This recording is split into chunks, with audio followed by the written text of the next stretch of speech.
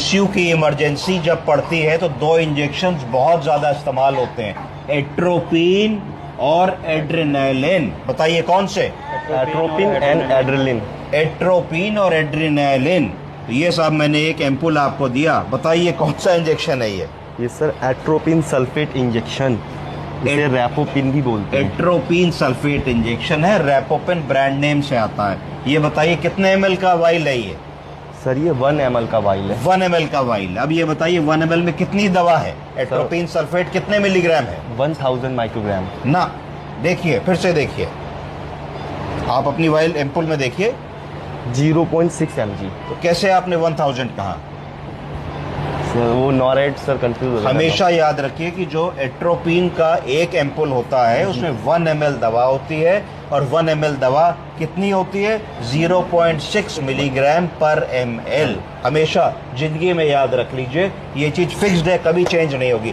अगर डॉक्टर ने कहा कि 1.2 mg लोड कर दीजिए, तो इसका मतलब है कि आपको 2 एम्पुल एट्रोपिन के सट से लोड कर देंगे। समझ गए कि नहीं समझे? जी सर। ये दवा कैसे दी जा सकती है? इंट्रावेनस दी जा सकती है और इंट्रामस्कुलर भी दी जा सकती है। जरूरत पड़े तो सबक्यूटेनियस भी हम लोग इस दवा को दे सकते हैं। इसका क्या इंडिकेशन है, कब दी जाती है?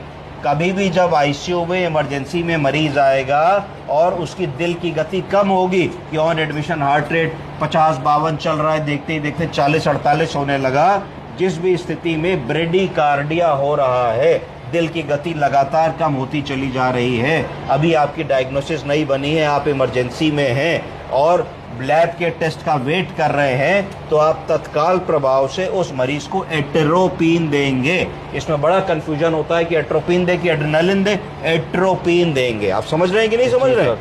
इसकी जो मैक्सिमम डोज है वो डॉक्टर आपको बताएगा कितनी होती है, पर 3 मिलीग्राम 4 मिलीग्राम तक आप इसको सेफली दे सकते हैं बिना किसी परेशानी के।